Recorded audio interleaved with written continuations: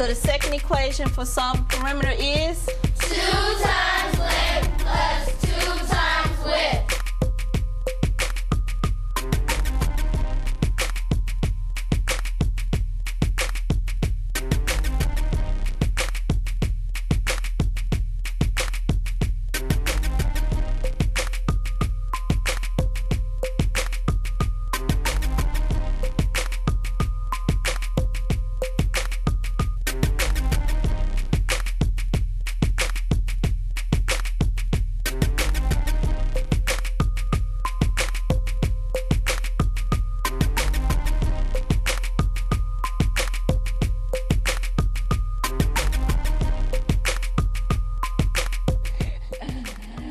Good afternoon! Yay! Welcome to the fabulous elementary edition of the Telly Award-winning show. It's a tongue twister.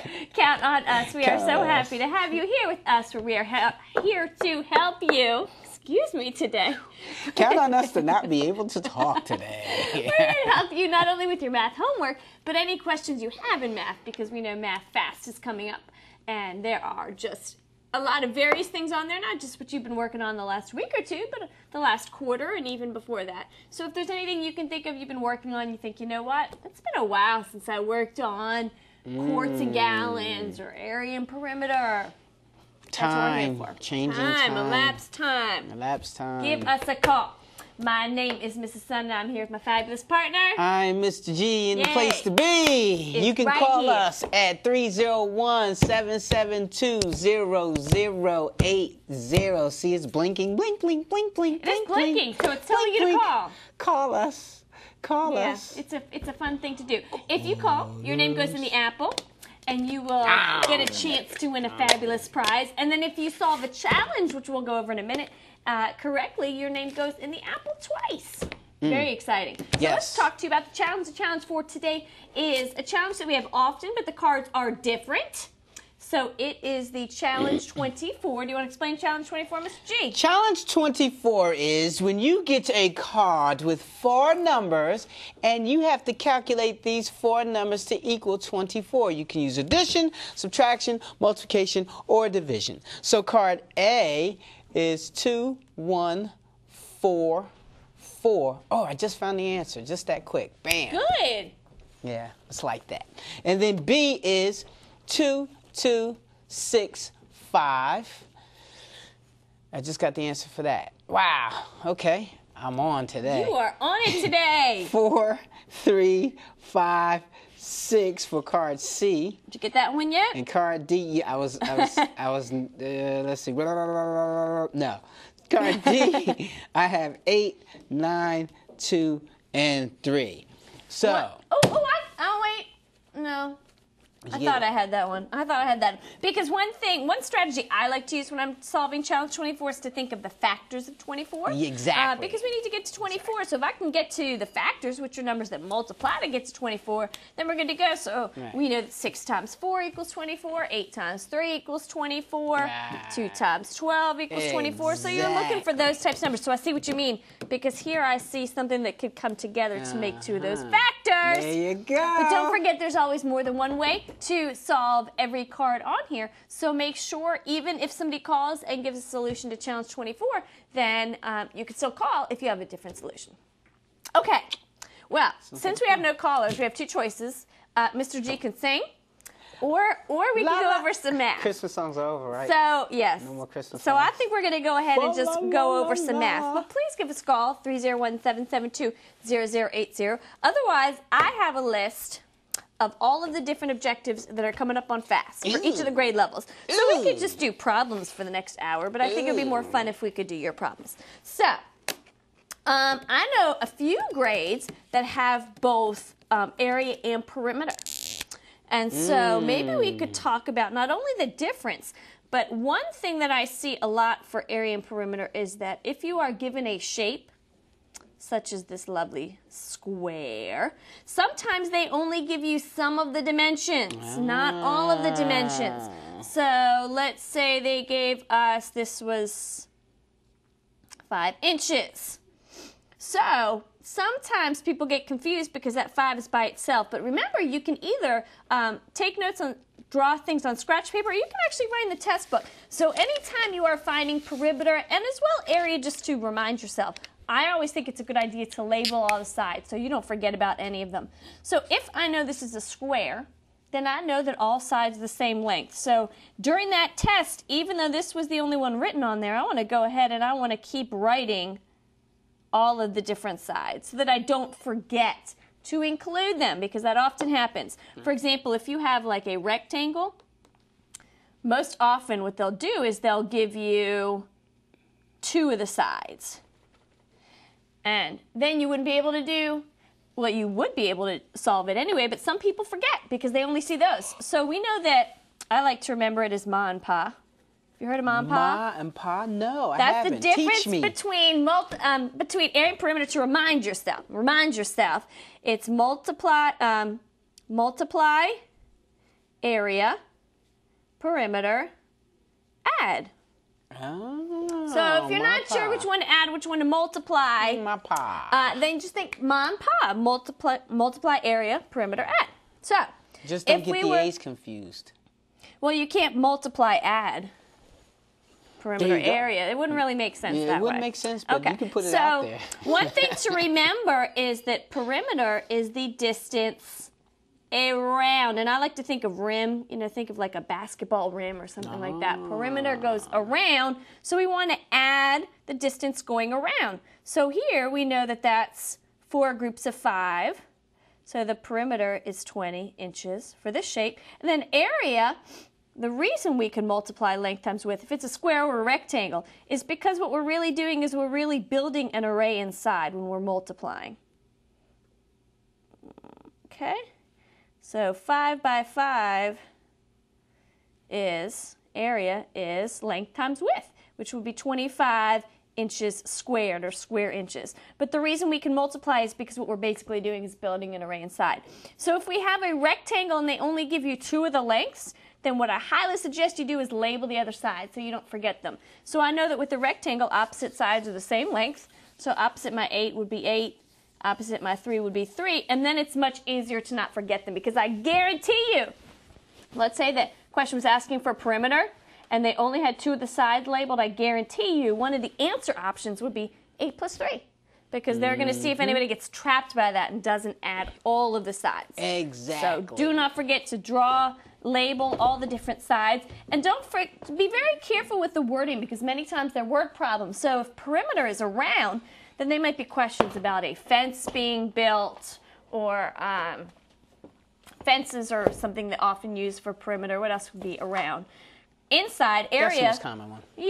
Yeah, fence is pretty common. If they're talking about area, they might ask you a question about carpet, because carpet, you need the whole flooring, anything like that, or a garden. So just think about the question. They might not say find the area. They might not say find the perimeter, but they will tell you whether it's outside or inside. So remember, perimeter goes around the figure, and area is inside. So excellent. There was my quick brush up on area and perimeter.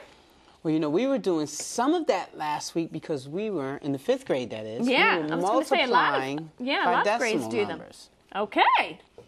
So when would you need to multiply a decimal? Well, same thing. We did area. We did a Right, couple you problems could have over a area shape, problems. and they would need to find the area.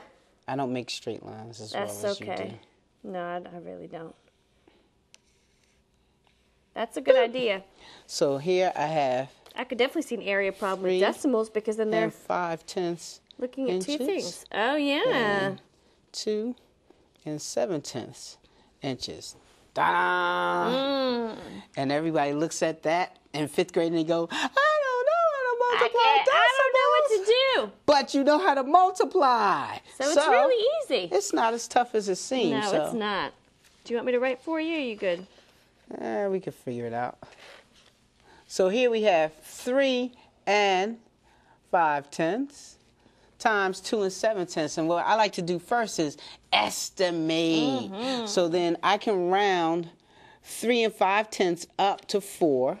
And I can round 2 7/10 up to 3. And 3 times 4 equals 12. So I know my answer is going to be somewhere around 12. So then we can just start our regular multiplying. 7 times 5 is 35. Put that 3 up there. 7 times 3 is 21. Plus 3, 22, 23, 24. We don't have to worry about where the decimal goes at this point. And then 0 in the next row is a placeholder. We're finished with this column right here. So we're going to move over here, and our answer is going to be in this column. So 2 times 5 is 10. Boop. I always have my students cross that out so they don't get confused, and they put that new number up there. So 2 times 3 is 6, plus 1 is 7. And then in comes the addition. 5 plus 0 is 5. 4 plus 0 is 4. 2 plus 7 is 9. Then we have to figure out what to do with the decimals. And with the multiplication problem of decimals, however many decimal places you have in the problem, that's how many you need in the answer. So 3 and 5 tenths. We have the decimal place of tenths here, so that's 1 decimal place.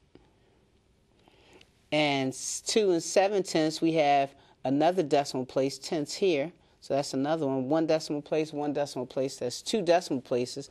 So we treat this 945 like it's a whole number, and the decimal would be here if it's a whole number. And we move it 1, 2 places. 1, 2. Which makes a lot more sense because when I was estimating, I rounded 2 and 7 tenths up to 3. So I thought, and that could be up to 4. 4 times 3 is around 12-ish. Right. So I knew that 945 would make sense if my answer should be somewhere between 6 and 12. There you go. You know, there's no way it could be, or it couldn't even be 94 and 5 tenths. Right. Would not make sense. So estimate, because again, those answer choices, I bet you 945 would be on there. 94 and 5 tenths would be on there, and then 9 and 45 hundredths. That's what we'll see. Yep. You'll see A, 94 and 5 tenths. You'll see B, 9 and 45 hundredths. You'll see C,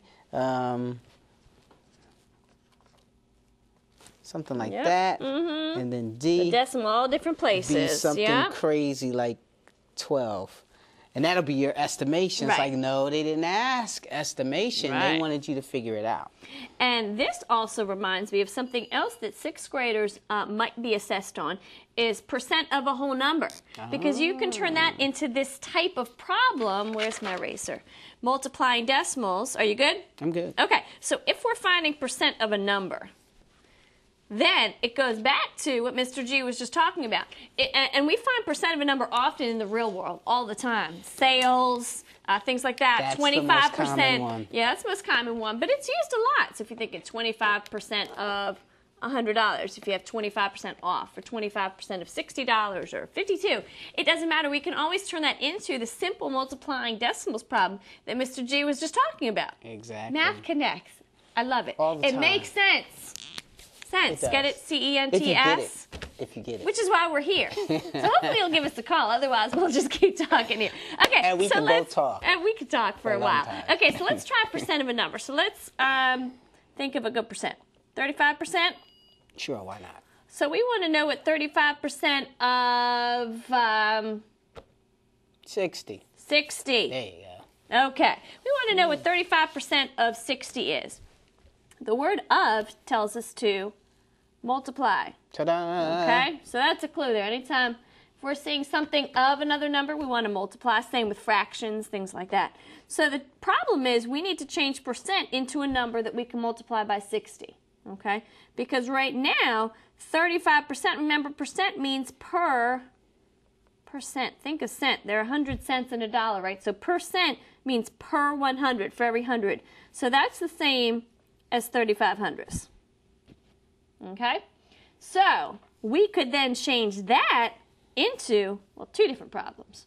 We could either multiply it by 60 over 1, multiply 35 times 60 and then divide by 100, but that seems to be a little bit much. Or we could change 35 hundredths into a decimal number. 35 hundredths. Yes. So percent means out of 100, and then once it's in hundredths, you can change that into a decimal, then multiply just like you talked about.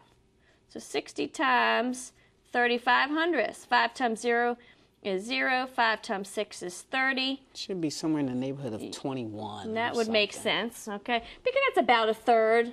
A third of 60 is 20. 3 times 0 is 0. 3 times 6 is 18. 8 plus 3 is 11. Check you out! And then we've got our 2 decimal places here. 21.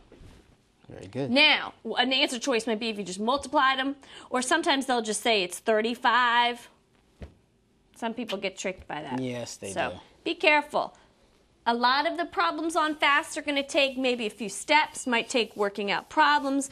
Definitely should see a lot of used up scratch paper, students using calculators. Did you say scratch paper? I love scratch paper. Or working it out in your test.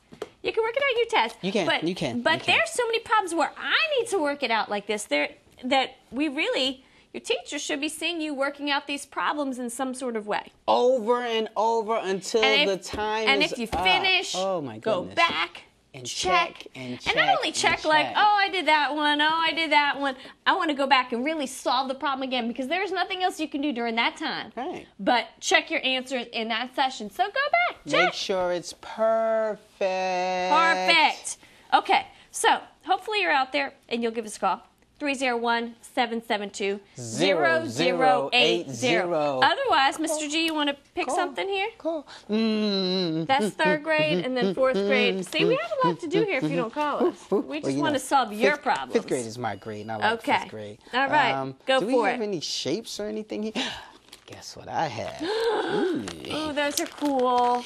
I like I love these. These nice, lovely angle legs. Yes. I don't think we're doing too much with 6th grade is doing the 3rd angle measurement of a triangle. That's in there. Oh, we could have done perimeter and area with these, huh? Yeah, we could. Okay. We could also do area and Alright. perimeter with these.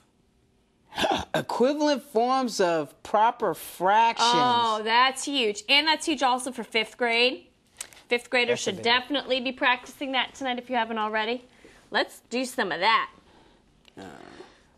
And this is another place where you can work out problems. Remember, you can draw pictures if you like. There you So go. you can draw a picture on your scratch paper in the test booklet. Absolutely. Do we have another color here? Yeah, I think want so. to be a little creative today. Okay. You go for it. So I'm going to make this picture here that shows 1/2. Now, we can make this equivalent by cutting it the same amount. So if I Equal take parts. my equal parts. So parts. if I take my 1/2 and I cut it up into 2 parts, boom, like this, I now have taken the same space here and cut it up into more parts, although those parts are smaller. So that one whole bar here got cut up into 2 pieces. And the 2 pieces altogether now are 4 pieces. So now the same 1/2 is equivalent to 1, 2, 3, 4. 2 out of 4 altogether that I colored in. And I like how you put 2 over 2 because what you're really doing then, it's equivalent because you're really multiplying it by 1, any number. Exactly. Where the numerator and denominator are the same, you're basically multiplying it by 1. Could you break that up into more parts? Can I? Can Oh, you? man. Let's see. Can I do that into more part? Well, I might have to change my line a little bit. But I could do 1/2. Or you could go that way, couldn't you? Yeah, we can do 4. Yeah. You want to do 4? Yeah. 1, you 2, go. 3, 4. Done. Okay. See? Bam. 1, and we made 4 Yeah. sections there. So this same 1 out of 2 is now 1, 2, 3, 4. That's 4. And all together, 1, 2, 3, 4, 5, 6, 7, 8. They're 8 pieces altogether. That's why they are the same. And then you can go back and equivalent. check, because if you can multiply or divide both your numerator and denominator by the same number and get the other fraction, then they're equivalent. You so mean, you can go back and check. You mean if I said 4 times 2 is 8, and 1 times 8 is 8, I have the same thing? Oh, you're cross multiplying. Oh, yeah. Yeah, you're being all crazy. I was just saying you could divide this back 4 4 divided by 4 is 1. 8 divided by 4 You could is do it that 2. way. You could do it that Or way. you could cross multiply. I was thinking 6th Yeah, grade. yeah, 6th you're grade. going 6th grade. Yeah, There's we have some to other do grades that they're not there yet. But they'll get there. They'll get there. We do this in 5th grade. All right, so let's use this. When's a time when we need to find equivalent fractions? That's often used. There are many times. So think about that. Anytime you are comparing fractions, ordering fractions, adding fractions, That's a biggie. subtracting fractions, any of those times, you have to have a common denominator. So you might need to find equivalent fractions of those original numbers to be able to find those common denominators. Because think about if I've got one pizza broken up into thirds and another pizza broken up into eighths, and I have 2 of the eighths and 5, the other one was thirds, wasn't it? 1/3 and 5/8, or whatever it may be. They're talking about different size pieces. Remember, that's what your denominator is. It's different size pieces, so you want to change those pizzas, slice them up some more, so you can have the same denominator, the same size pieces, and then you can add or subtract or order or compare anything you need. Just think about those pizzas or those batches of brownies. You want to talk about the same size pieces. So ordering fractions, comparing fractions, adding fractions, subtracting fractions, mixed numbers, must have common denominators so that you're talking about the same size pieces. So let's take a look at a sample problem we have, unless you want to give us a call. We're still here. Otherwise, we will practice. Well, let's try ordering some fractions. Yes, when you said ordering fractions, I said ding, ding, ding, ding, ding. That's the one that we are always working on in 5th grade. It's rather challenging. Ooh, I know common denominator. You do? I do, only because we were talking about factors of this number earlier. You're with me. So these numbers are popping up in my head. head. If you're not sure how to find a common denominator, what can you do? What are we looking for? Well, what we want to do is find the least common multiple, or Least common multiple. LCM. So what we do is we can take our 3 times tables, our 4 times tables, our 6 times tables, and our 8 times tables. I'm probably going to need more space than that. And what we want to do is get to the first number that they all share. So 3, it's going to be more of 3 than 8. So 3 times 1, 3 6, times 2, 3 9. times 3, 3 times 4, 3 times 5, 3 times 6, 3 times 7, 3 times 8. All right. So I have all the way to 24. It's kind of difficult to That's- see there. yeah. Let's see. All right. Yeah, it does want to go in there. Okay. So 4 times tables. 4 times 1, 4 times 2, 4 times 3, 4 times 4, 4 times 5, 4 times 6. There's that Now, 24 again. We do see 24. So if you want to save time, you could just think to yourself, well, these both have 24 in common. These both have 12 in common. There you go. So we want to think to ourselves, does 6 have 12 as a multiple? It does. Yes, it so does. it could be 12, but then you 6, go down to 8, 12. and 8 does not have 12 as a multiple. So 12 would not work. Ah. It would work for 3, 4, and 6, but not for 8. So we want to think then, since these both have 24, does 8 also have 24 as a multiple? And it does. Yes, so all 4 of them, 1, 2, 3, 4, have 24 as a common factor. Common multiple, excuse me. Common multiple. So you have 1/3, and we're going to make that into 24ths. We have 2/4, and we're going to make that into 24ths. We have 5/6, 5/6, and we're going to make that into 24ths. We're going to take 1/8 and make that into 24ths. All right. So, and then it's going to be so much easier to order. exactly. So I much can, easier. if I'm not really good with my multiplication tables, I can always count. 3. This is 3 times 1, 2, 3, 4, 5, 6, 7, 8. So I know 3 times 8 is 24. So in order to get that 24, I had to multiply by 8. Whatever I do to my denominator, I have to do must to my, do to my numerator. So that's going to be 8/24. 4. 1, 2, 3, 4, 5, 6. 4 times 6 is 24. And 2 times 6 is 12. 12. So we already know 2/4 is bigger than 1/3. Then 6 times tables, 1, 2, 3, 4, 6 times 4 is 24, and 5 times 4 is 20. So we already can order those easily. And then 8 times 1, 2, 3. 8 times 3 is 24, and 1 times 3 is 3. Voila. Ta-da. So much easier to compare now. Because I can look, they're all the same size pieces. They're all 24s. Yes. So then when we order them, though, be careful. Well, we don't have a BCR this time, but anytime, make sure to go back to the original fraction. Exactly. You still need to go back to the original fraction. So at least the greatest, 1/8 is first, 1/3 is second, 2/4 is third, and 5/6 is last. Or we can go from greatest to least. What happens is we get stuck on least to greatest, least to greatest, least to greatest, and then there will be one that says greatest to least, and everyone is still doing least to greatest because they didn't read. And sometimes it won't even say like least to greatest or greatest least. Sometimes it might say like this is how much the cups have been filled. How much have they been filled, like least filled to most filled, or whatever it may be. So you would need to know that that's least to greatest, whatever the wording may be of the problem. Have to pay attention Must to read those reading. problems carefully. Yes. Underline key words. Think about what do I need to do. Remember, there are only 4 operations to choose from, except if you're ordering. You're only going to have to add, subtract, multiply, divide. So once you read the problem, am I putting them together? If I'm putting them together, it's going to be addition or multiplication. So are they equal groups or not? If it's equal groups, I multiply. If they're not equal groups, I add. And then the same thing. If I'm taking away numbers, if the numbers are decreasing or breaking apart, it's going to be either subtraction or division. So are they equal groups? Am I breaking them up in equal groups? If so, it's division. If not, subtraction. So you just got to break it down. What operation am I doing? What do I need to do with those numbers? Work it out. Check your work. You will be proficient or advanced. And that's why if you finish the test early, you go back and check your work. Make sure you're absolutely perfect. Even the best mathematicians in the world, we're all human. Make mistakes sometimes. That's how you learn, actually. Need to go. You have to make mistakes. I know. It happens to the best of us. It happened to me earlier today. I will admit it.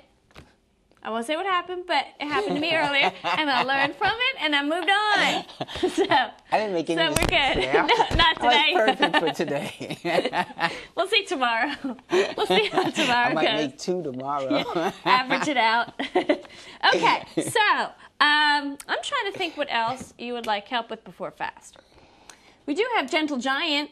Does anybody have to worry about quarts gallons? Gentle Giant?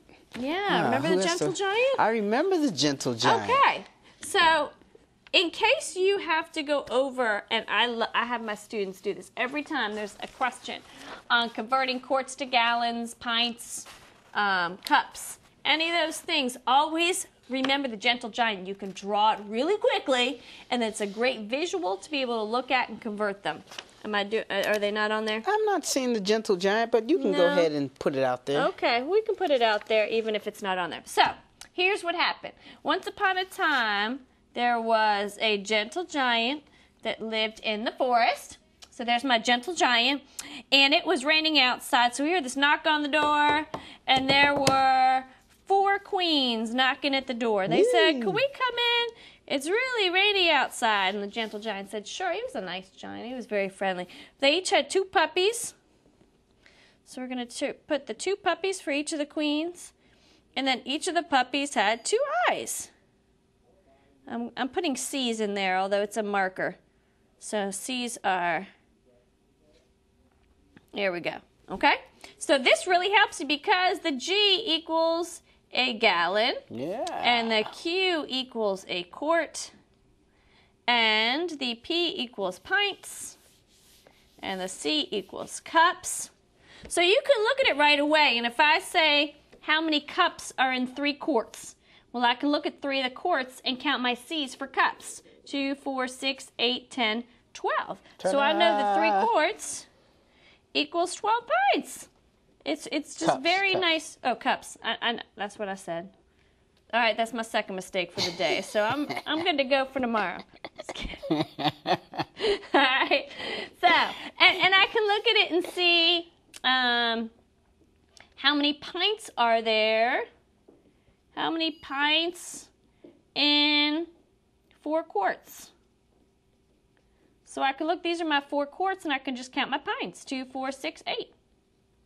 Easy breezy. Easy breezy, easy peasy, lemon squeezy. So, Gentle Giant, anytime there's a multiple choice question, a select your response question, draw it out real quickly. It literally takes 10 seconds to draw it out, and then you can solve it. And if there's a BCR, you can still use this as part of your explanation, but don't forget to label. Must label so that whoever's checking your BCR knows you know what the Q and the P and the C and the G means.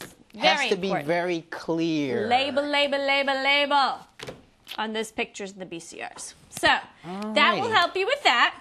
All right. Now it is time to take a break. Is it time to take a break? Yes. All right. You can have a snack and come right back. But make sure you get to the phone to call us. Don't have your mouth so filled up with you food can't call. that you can't call. Give us a call. 301-772-0080.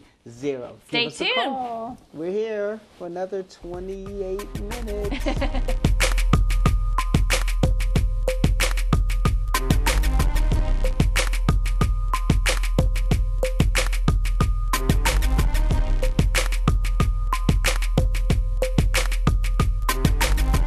Hello, my name is Jeffrey Greer, and I am here with your email corner of the day. Today we are going to work on adding mixed numbers with unlike denominators. Here's our problem. 5 2/3 plus 3 3/9. What we need to do is find a common multiple of both 3 and 9. The common multiples of 3 is 3, 6, 9.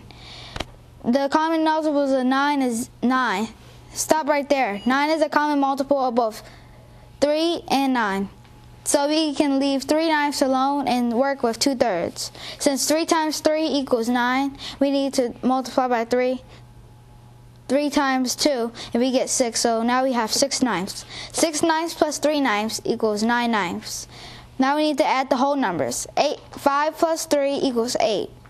What we have now is 8 9/9. 9/9 can be reduced. This equals 1. 8 plus 1 equals 9. 9 is your answer. Thank you for joining me of your email corner of the day. Thank you.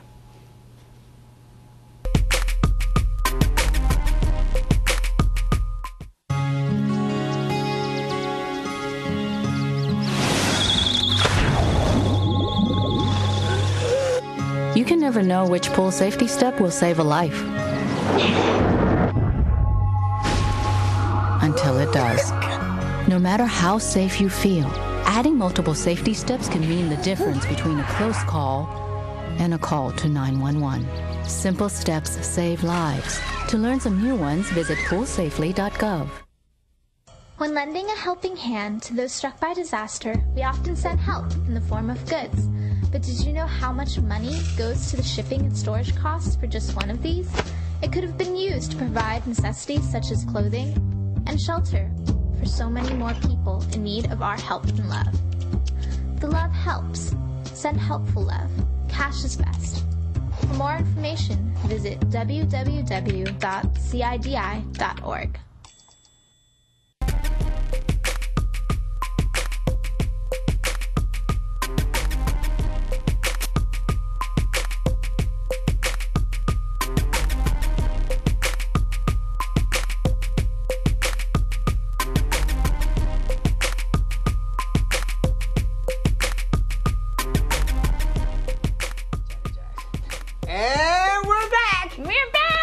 Finish that snack. Yes. And we're waiting for those calls. And we're waiting. And we're waiting. And we're waiting. So. And we're waiting. See, it's flashing. The number's flashing. It's telling you to call. 301-772-0080. I think cartoons are on. And it's like, but fast is tomorrow for some people, Wednesday for some people.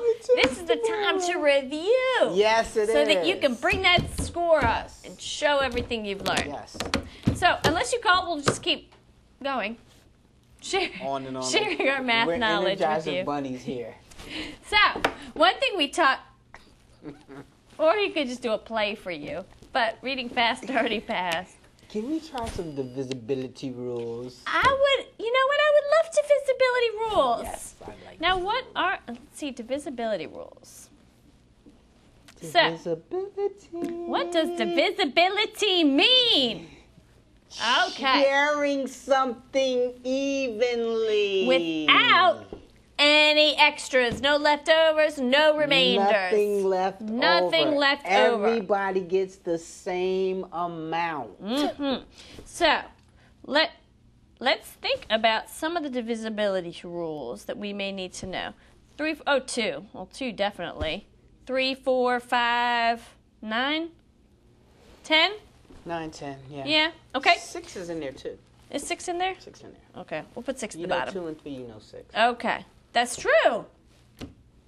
Because 2 times 3 equals 6. So 5 is nice and easy. We know anything, think about 5, 10, 15, 20, 25, 30, 35, 40, 45, 50, 55, 60. They all end with a 5. 0 or a 5. So if a number ends in a 0 or a 5, and it doesn't matter how big that number is, it can be like this number here. Oh my goodness, it's big.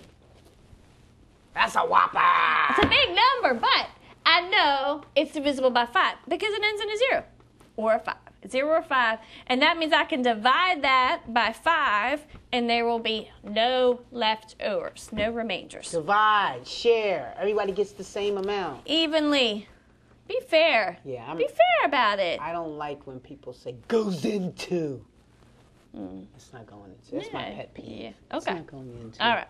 So, where we go. So, if it's divisible by 10, think about it. 10, 20, 30, 40, 50, 60, 70, 80, 90. They all end at a 0. So, any number, no matter how big it is, or how small it is, or whatever it may be, if it ends in a 0, you can share it evenly by 10 with no remainders. So, some of the other ones, too, is rather easy because we know that all other even numbers besides 2 are actually composite numbers. Composite. We're talking about composite made prime. up of but other numbers. Made up of other numbers, but we know that every even number besides 2 can be divided by 2. So, There you go. any number that ends in 2, 4, 6, 8, or 0 is going to be an even number. So they can also be a composite number, which means it can have at least 3 factors, except for 2. 2 is the only even prime number because 1 times 2, it only has 2 factors. There you go. Just a little side note there. Okay. So 3. Correct me if I'm wrong. It's been a while. I think for 3, you add the digits together, and if that number can divide evenly by 3, then it's divisible by 3, right? Absolutely. I got it! Woo-wee! Okay. It's been a while since I've done 3. That's so cool. But I did not that. want to make a third mistake today. I understand. You're a little shook there. It's been a little weary today. So if you add up the digits, and that's divisible by 3, then you're good. So, for example, 324. okay, I was going to go a little simpler. That works. Okay. 3 plus 2 equals 5. 5 plus 4 equals 9. And we know that 9 can easily divide by 3 with no remainders. There you go. Okay, so there's a good example. So we can you are break actually adding. 324 up into 3 equal parts. Okay, so 324 is a good example. Okay, and then 9 is the same thing, right? Although, is it the same thing? Yes, it is. Okay, so that's the same thing You know.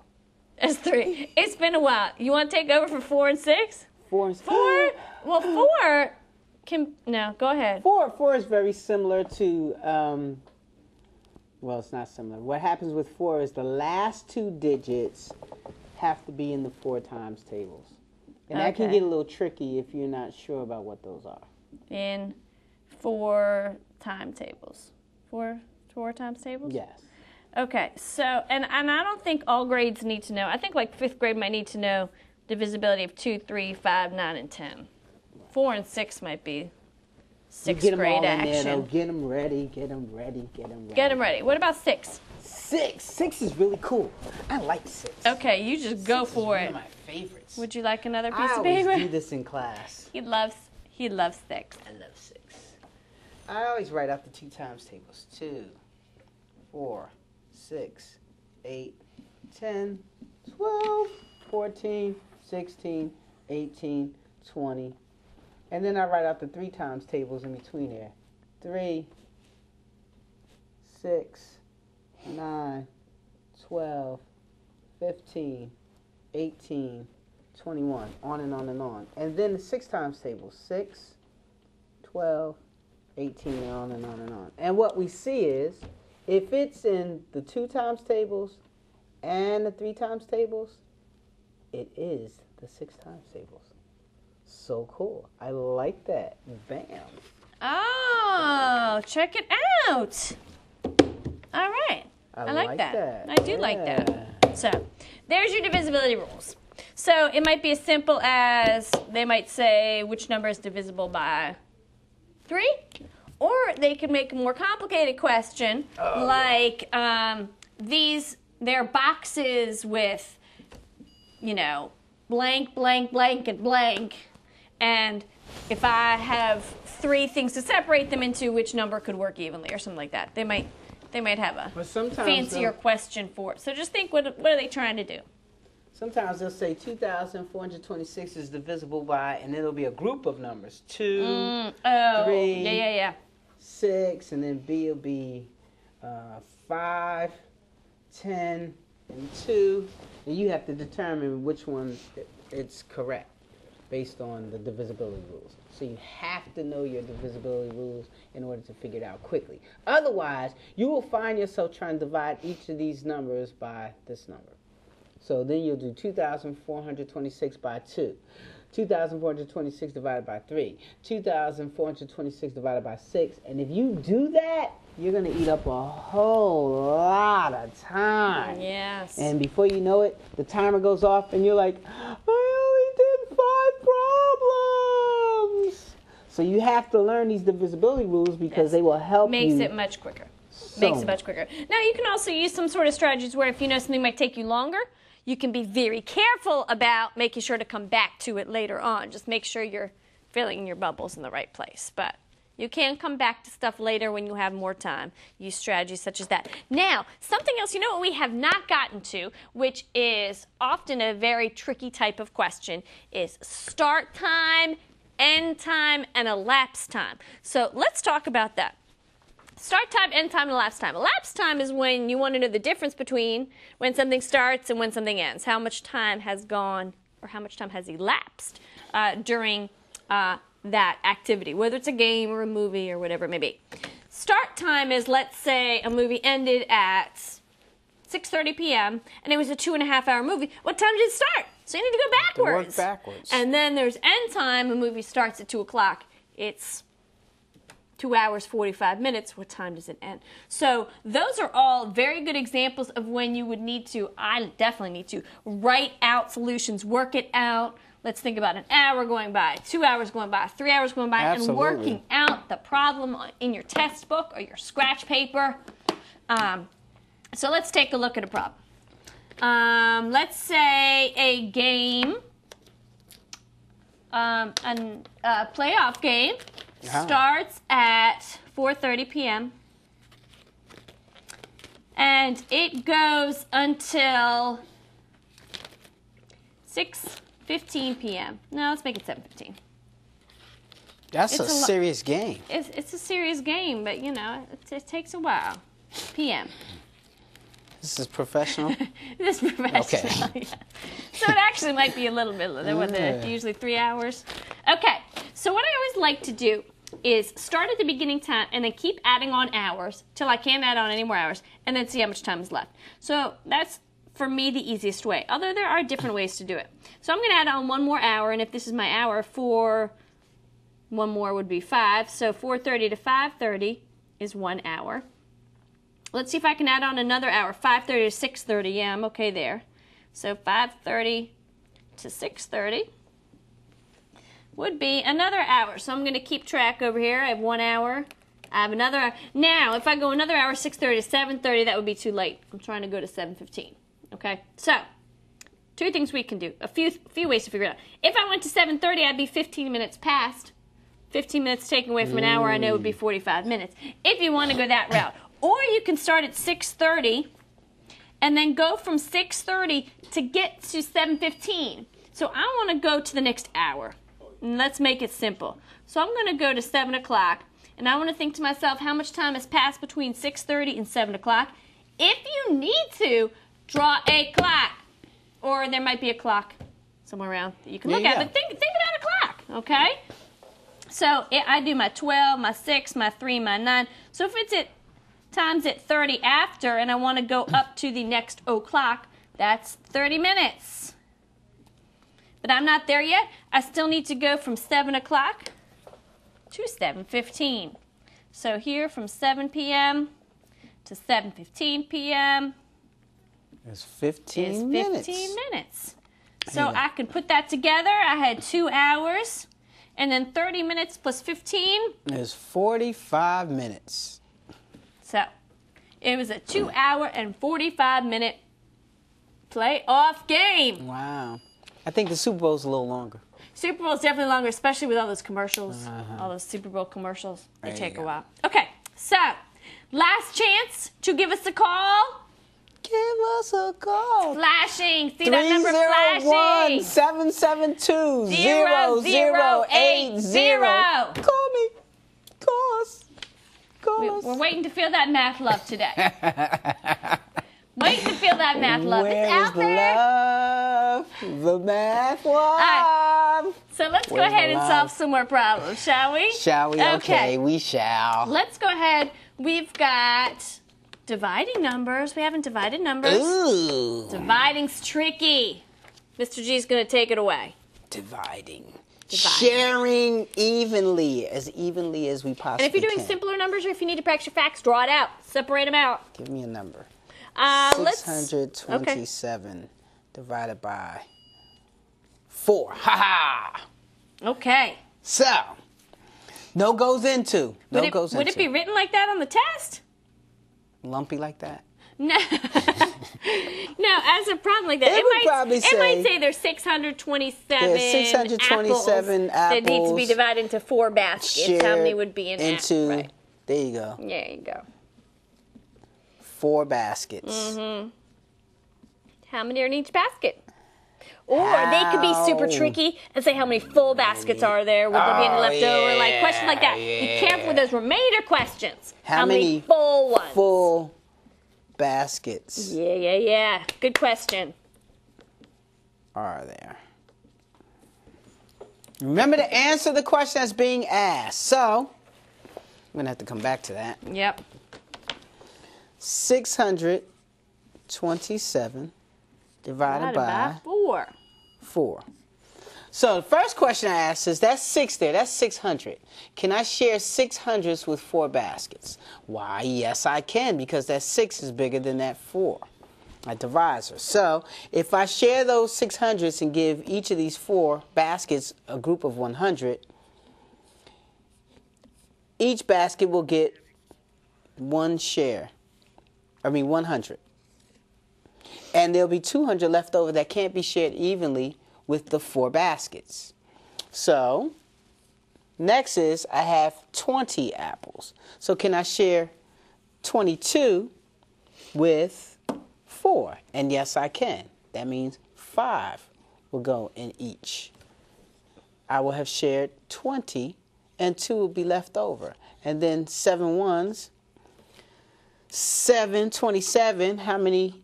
4 times 6 is 24.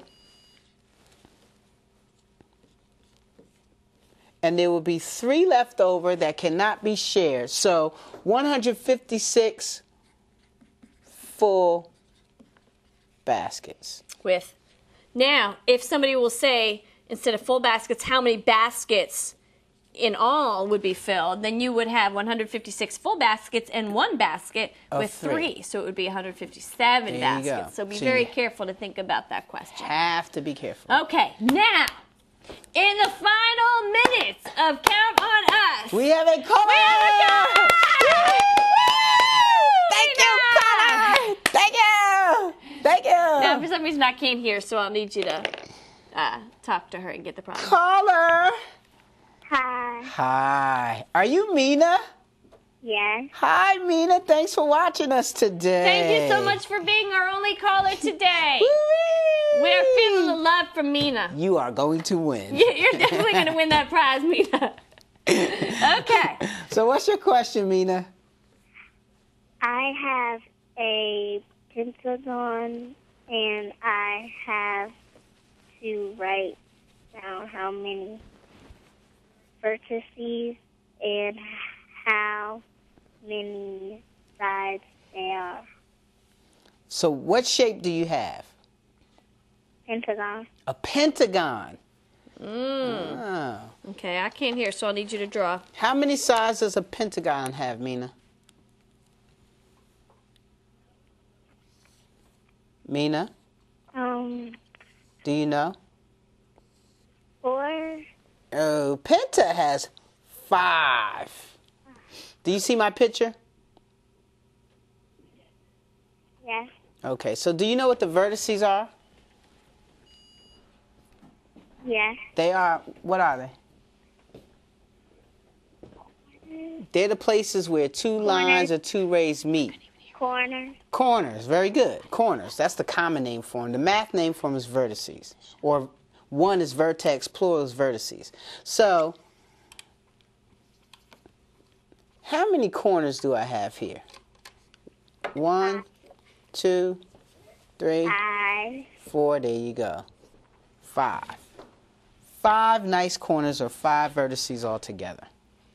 And this isn't the only type of pentagon. No, there are many different ones. This is an almost regular pentagon.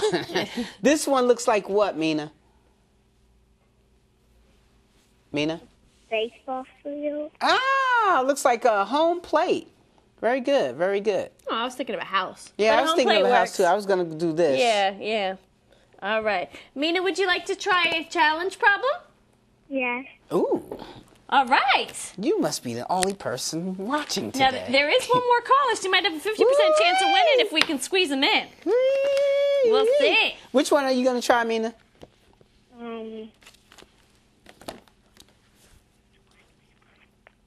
A. A? Okay. Go for it. 4, 4, 2, 1. Okay. Go for it. 4 times 2. 4 times 2 is what? 8. Okay. Got rid of the 4. Use the 2. What's next? 4 take away 1. Is what? 3. Ooh. What's last? 8 times 3. Is? 24. All right, Mina! Go, Mina. Go, Mina. Go, Mina. Go, Mina. So not only were you our only caller today, but you also solved the challenge. So your name's going in the apple twice. And normally I wouldn't even put it in at all because you've been our only caller. Oh, we did have another caller. But guess Mina, what? did we ask what school you went to? No. What school are you from, sweetie? John Hampton Central Mary. Ooh. Okay, well, thank you. Bonjour. Yes. Comment allez-vous? Yeah, she's going to be able to talk much more than me. Okay. So, you are the only name in this apple, and your name is in twice. So we could talk about this. What's the probability of us pulling your name right now, Mina? Whoop. Okay. So, if she's the only name in here, even though there are 2, there's a 2 out of 2 chance. Perfect. We can make it a fraction. We've got two names in there, and 2 of them are Mina's. Wow. So this is the probability of Mina calling. It's of us certain pulling that out she her will name. win. And this is the total number of names. It is certain. So 2 over 2, that's one whole 100%. That's great. So right now we're pulling out Mina's I wonder name. if I play the lottery tonight, if that'll work out for me. You're rolling today. Now we might be able to squeeze one more caller. We've got a few more minutes. Is there another caller? Ready? Caller. Okay. All right. So, what we're going to do is after we hopefully take this one more caller, that means that Mina would have a 2 out of 3 chance. Ah. So if we wanted to turn that 66%. Oh. You know what? To turn that into a percent. Now, if it's a number that's easily divisible by 100, and we want to turn it into percent like 12/25. And remember, percent is out of 100, so we could just turn this into a number out of 100, and then 25 times 4 equals 100. So whatever we do to our denominator, we do to our numerator. That's 48 out of 100, which equals 48%. Now, that's easy to change a fraction into a percent if the denominator can turn into 100. If not, you would need to divide 3 into 2. And you would actually get, it would be 66.666, so to round it, it would be either 66.6% or 67%. Okay, I think we might actually have one more caller, and I'm just so excited because it's our second caller of the day. So I want to see if we could try to squeeze that caller in. Melissa, are you there? Melissa? Yes. Hi, sweetheart, how are you? Hi, Melissa. Yes. Thank you for being our second caller today. Welcome to Count on Us. What school are you calling from? Stephen Decatur Middle School. Stephen Decatur Miller School. Do you know our good friend, Coach Davis? Yes. Well, you better tell her that we said hello and thank you for telling us to call, okay? Okay. Okay. All right. Tell her she's the best. The best. The best. The best. Best. The best. Okay. So what can we help you with, Melissa? We've got about 3 minutes left. The menu at one restaurant lists Can you do us a Turn favor, your TV sweetheart? down. Yeah, turn your 15 TV. dinner Melissa, and hold on drinks one- at the following prices.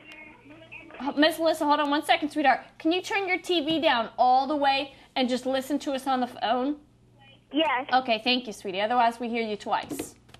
Okay? Okay. Okay. There's a menu. Mhm. What's going on with the menu? At one restaurant lists 15 dinner entries at the following prices. Oh. Are you going to give me all 15, or is there a... Uh-huh. Okay, it might take a while. We might need to finish your question at the next show, Okay. but let's go ahead and get started. $28, $28, $18, $33, $18, $23. $22, Okay.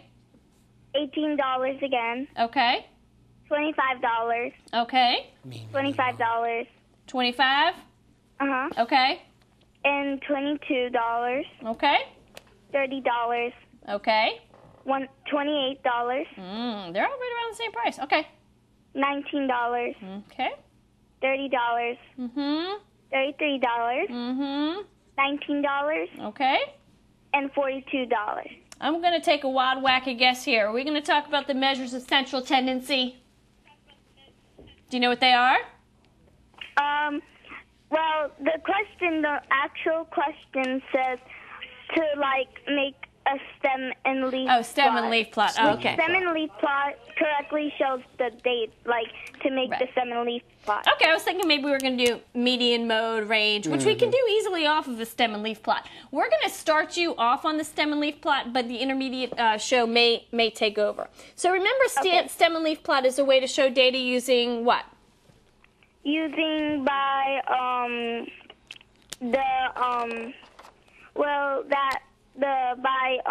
the stem by using, 1, 2, 3, Okay. 4. Good. What we're doing is we're using place value, right? Mm-hmm. Okay, so on your stem, if we've got our stem and leaf plot, okay, Mm-hmm. then on your leaf goes what place value? Goes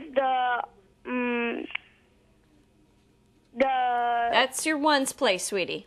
uh-huh. Okay, and then your stem is either your tens if it's only tens and ones, which this would be tens, or if it's if it's hundreds, then it would go.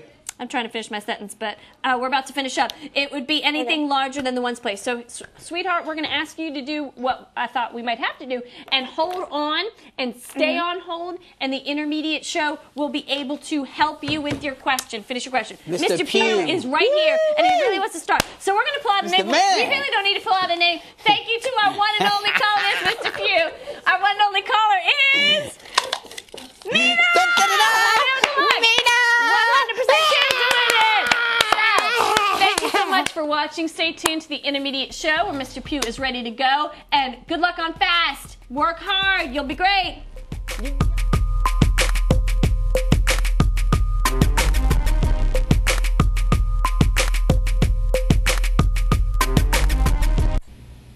Hi, welcome to the Count on Us mini lesson of the day. I'm Miss Shirey. I'm going to talk to you today about place value. Let's look at our problem. Place value, a mini lesson on the value of numbers. Our objective for today is students will use place value blocks and a place value chart in order to understand the value of numbers. Here we have a problem. It says Ian and Olivia were trying to decide who had more baseball cards. Ian has 4,237 cards. Olivia has 4,327 cards. Their friend Sammy said that they each had the same since all the digits were the same. Was Sammy right? Let's take a look at a place value chart to help solve the problem. Sometimes a chart like this can help. Ones, tens, hundreds, thousands. If you put the digits in each of the place value places, we can tell who has the larger number.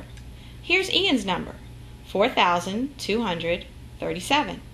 Here's Olivia's number, 4,327. Look in the highest place, then keep going. You can see they both have a 4 in the thousands place, but look, Ian only has 2 hundreds, Olivia has 3. Let's look at it with a place value blocks. Here's a picture that shows you 4 thousands, 4 thousands. They're the same, but you can see Ian only has 2 hundreds, where Olivia has 3 hundreds. You can see by the place value blocks that Olivia has more blocks than Ian. Each place really does have a certain value. Sammy wasn't right on this problem. Well, thanks for watching. We'll see you next time on our Count on Us mini lesson of the day.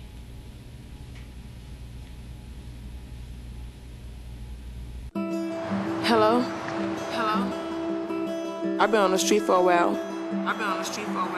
I saw your poster outside. I don't know what to do.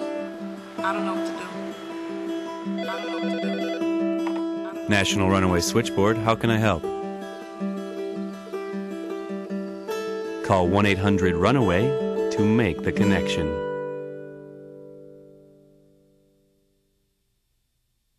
You have the time to give. You have the capacity to care. You have the experience to contribute. And your country needs you, one of its greatest assets. Americans whose lifetime of knowledge and know-how will make the difference. Take what you learned in the workplace and apply those skills to your community. Shape tomorrow by being a mentor and tutor for children. Make independence a reality for people who need assistance and companionship to continue to make their house their home. Make a difference today. Get involved. What's happening? It's your Royal Hypeness, Angie Angel, your Mike 93.9 WKYS is my radio station, 6 to 10 p.m. Check me out. And when I'm having problems with my math, I call in to Count on Us. I can always count on them.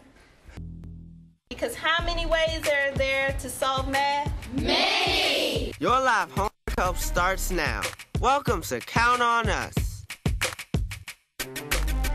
What is the length from the entrance to the giant wheel? All right, so let's add 3 here and see what happens. First, measure first. I need you to double check yourself. So the second equation for solving perimeter is? 2 times length plus 2 times width.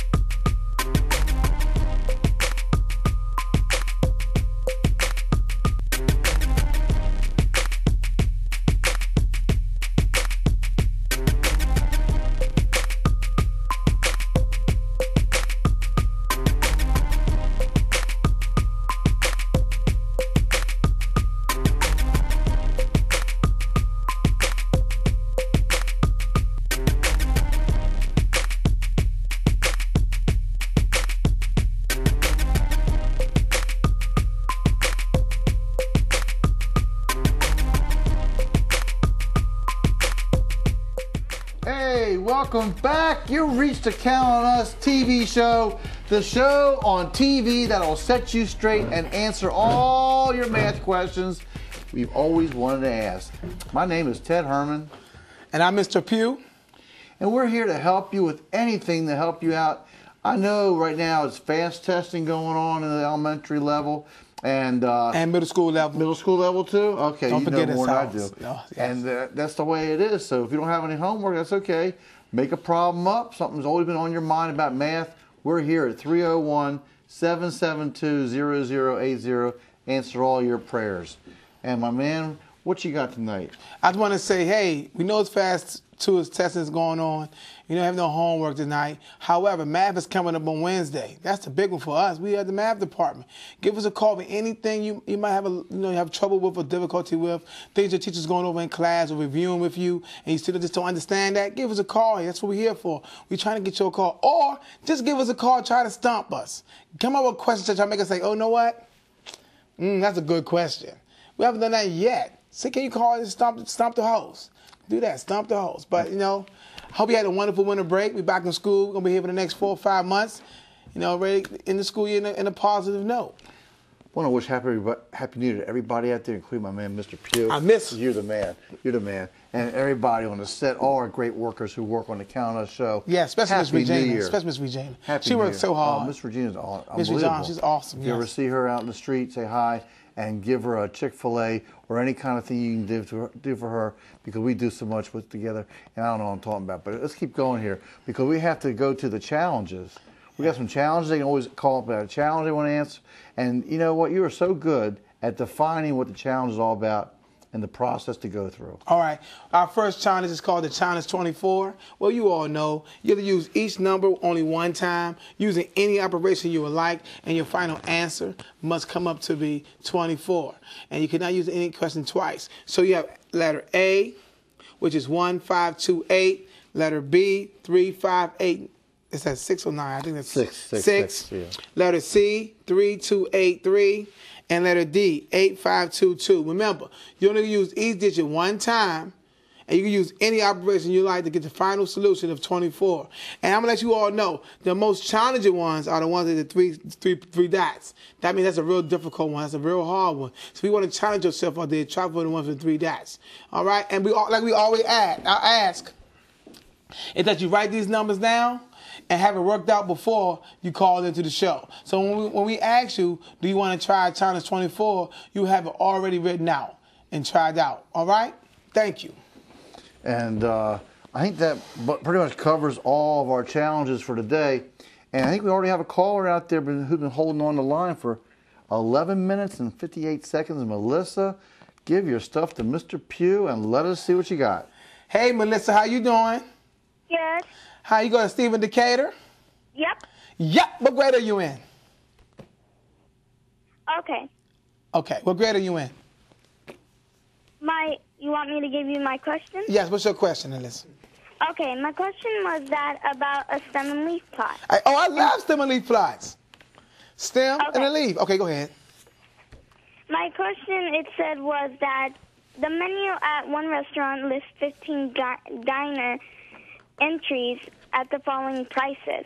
The menu at one restaurant listed the dine-in prices? Yep. Yeah. All right. So what are the prices for that list for the diner? Melissa? Uh-huh. What are the prices? The prices are 15, so these are the prices I'm going to give you right now. Okay, go 28. ahead. 48? Mm-hmm. 48. 18. 18. 33. 33. 22. 22. 18. 18. 25. 25. 25. 25. 22. 22. 30.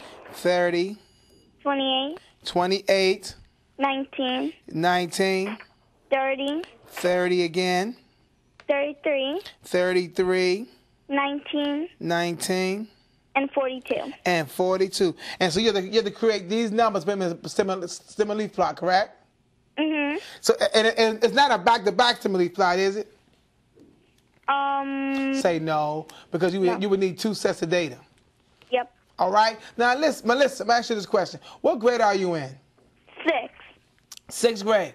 Great job. So now we're going to create a box of stem and leaf plot, okay? Okay. What do you know about stem and leaf plots? That on the stem you have to put the numbers by listing, like if there's like 10, for example, the number, the following prices is 10, that you would have to put 1, 2, 3, and 4 or 5 either way, and then next to the 1 you would put a 0 to equal as 10. Okay, so I'm gonna say this. Let's let your stems represent your tens place value, okay? Okay. And your leaves represent your what place value? Okay. Your ones, right? Your ones, okay? Okay. So now, but all stem and leaf plots, what do all stem and leaf plots have? Well, they have tens. They have tens and ones. I'm gonna ask you this question. When you go home at night and you go to your door, your front door, what do you put inside that door to open the door up? A key. It has a key, doesn't it? Yes. And you it have also to have a key setting of it. It has to have a key. And it also have a title or labels, correct? So now I'm gonna draw your attention down to my stem and leaf plot. Because my partner Ted constructed my stem and leaf. See my stem? And my leaves. You see that? Yep. And the stem and leaf plot looks just like a T-chart almost, doesn't it? Yes. Okay? So you heard that before, correct? So we're going I would love to use this. I can't. But you can't. I can't. Why not?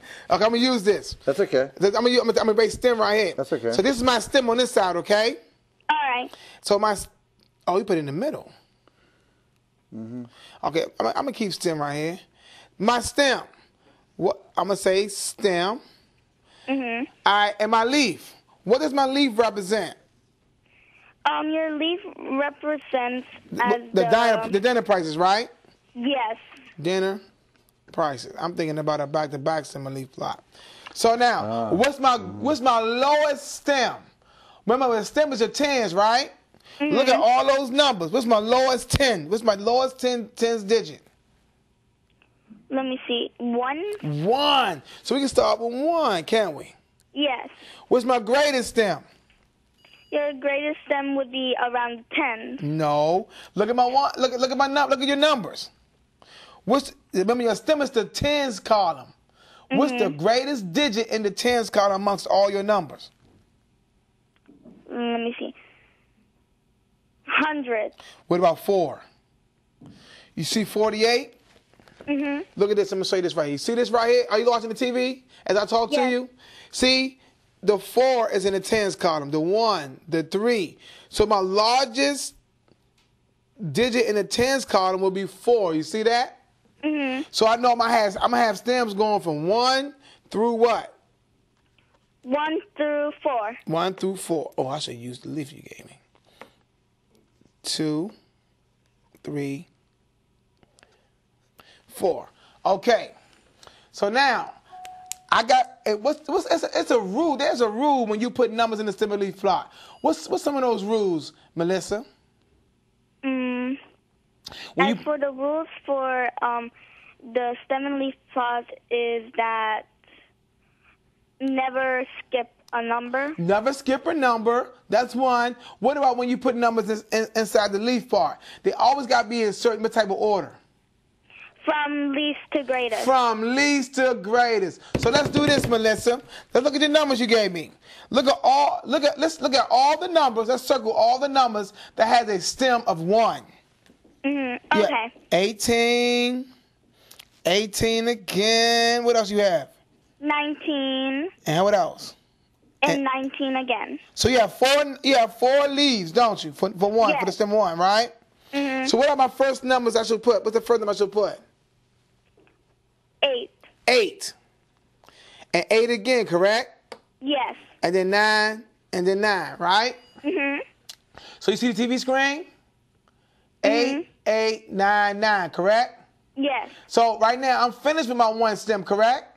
Yes. So what I'm going to do is cross out, as I'm going to show you on the TV screen, I'm going to cross out all my 1 stems to make sure I'm not forgetting any numbers, correct? Yes. So what are my next stem? What's my next stem? Can I ask one question? Yes. Does that 1 stand for like a 110? And then that 10 makes the 8, 18? 18, yes. Oh, okay, I got you. Yes. Very good, Mr. Pugh. We're going to do that at the end when we do our key, right, Melissa? Yes. We need to put our key. So now, Melissa, let's look at the stem of 2, right? So I want you to tell me all my numbers that have a stem of 2. 22. 22. 22. 22 twice, okay. And 25 twice. And 25 twice? Mm-hmm. So, okay, so what's the first number I'm going to put in beside my 2 stem? 22. I can't put 20. Did I put 22 in there? 2. Just 2. What else?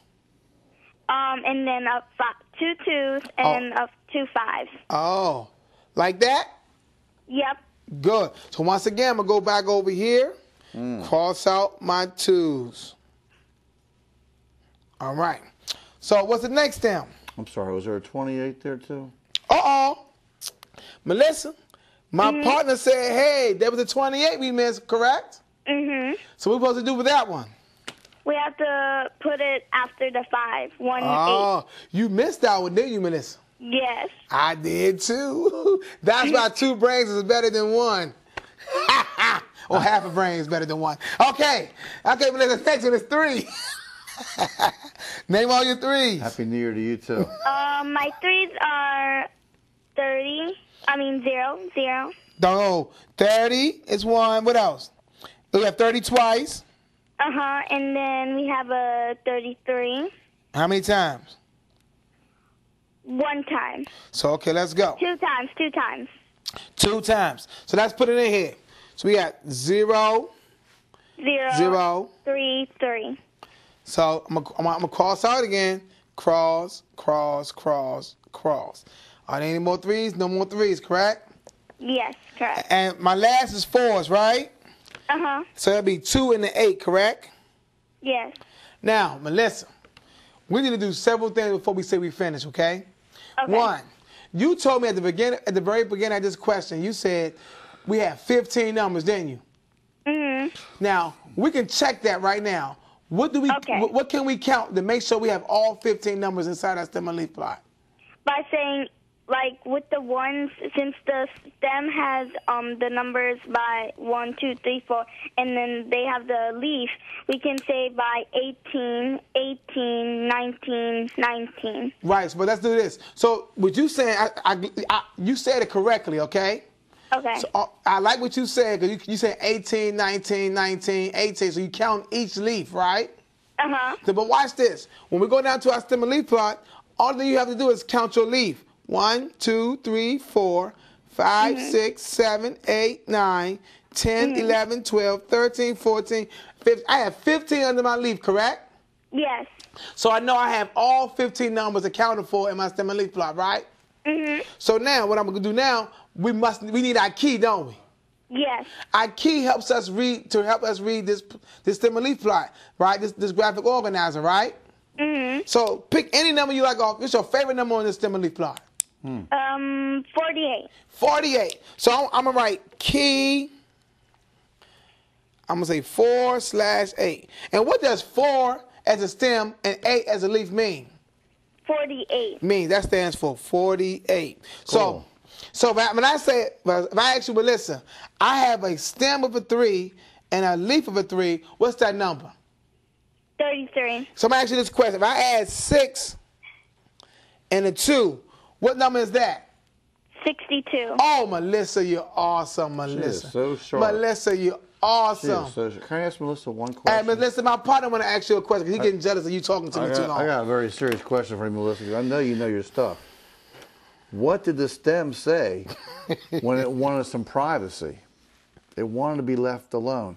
What kind of thing did it say when it wants some privacy?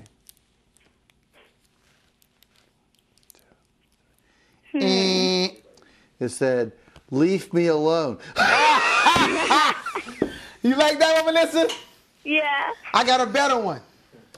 Why was it a banana not feeling well? It peeled out. Oh, that's a good one. It's not peeling well.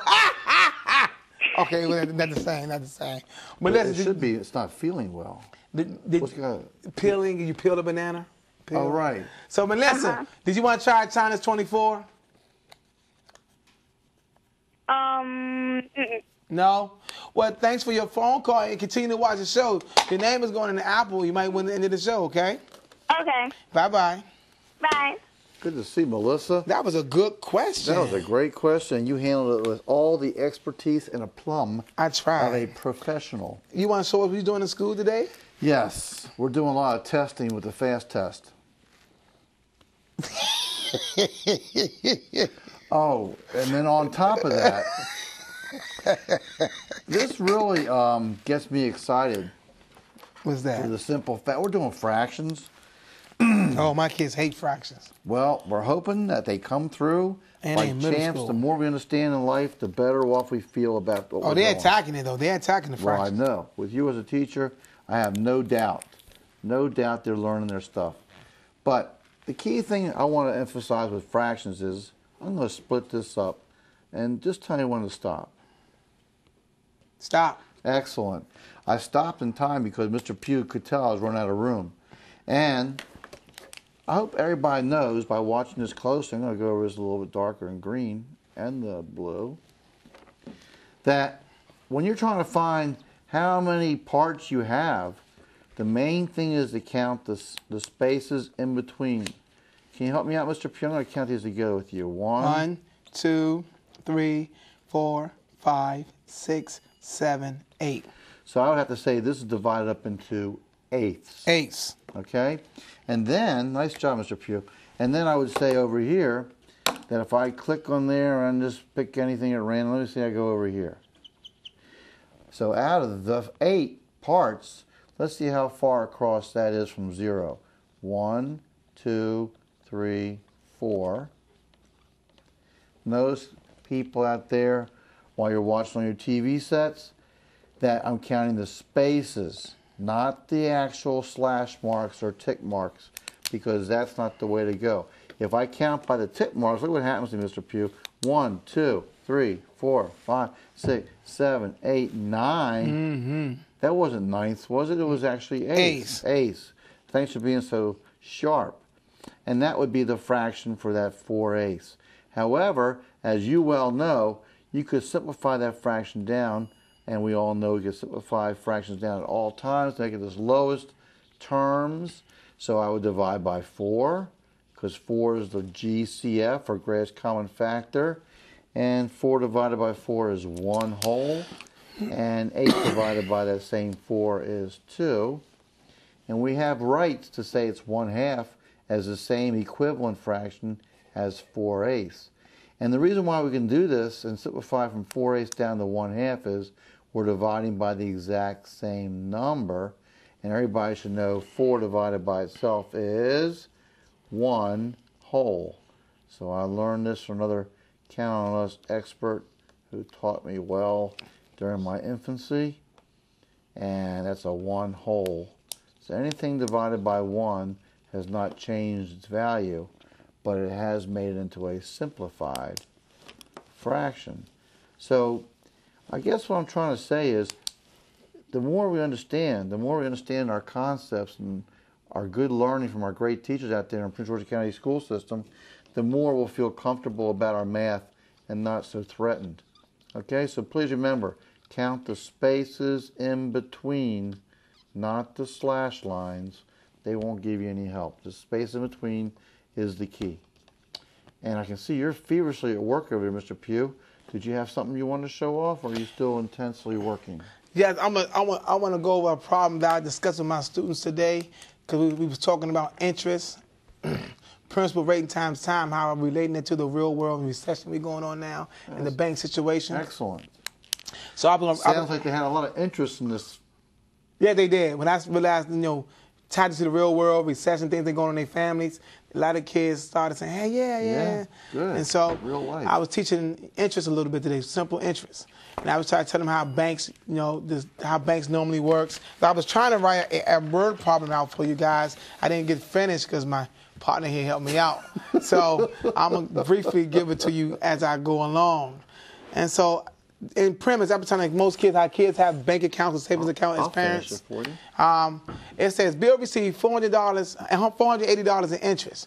His bank gave him 10% interest rate for over 5 years. What was his principal? So I was trying to break down to the students today how the banking system works in America and why the $700 billion payout was necessary for us in America. And what was the last part? I'm sorry, what was his principle? So I would tell them how banks take our money, they pay us in interest is PEL. And so pay us to utilize their banks so they can go out and buy things and borrow, invest in their money and things of that different nature. So, and I told them it's a base they use. And I equals principal times rate times time. Equals PRT. So that's a formula we use. Like I always try to tell my students, like if you're an athlete, the coach will teach you a play and then drill that play and drill that play. So it's game day. It's time for you to run that play. And that play is designed for you to go to the right. But you see people come up in your face, you can go automatically to your what? Left. But everybody is still doing that what? Play. This is your play, everybody. This is your base. No matter what goes on, this is your play. This is your base. I equals the PRT. No matter what we're looking for. If we're looking for I, if we're looking for PRT, this is your what? Base. This is where we all start out from. It's your formula for life. That's your formula for life for interest rate. So now, I'm going to take, like I always tell my kids, if I'm not here, who will be in my place? Substitute. Substitute. When I'm not here, I'm going to substitute my value, which is 480, 10%, 5 years, for my values, for my variables. Oh, I get you. So I'm a substitute. You got to plug them in. I got to plug them in. So if I'm not here, you have a substitute. So I got you. I don't know what these letters represent, but I know in my word problem, they symbolize something somewhere, correct? Absolutely. So it says bill received $400 in interest. So I will be what? $480. So can you write $480? I would love to. And can I also emphasize one thing while you're going through this beautifully?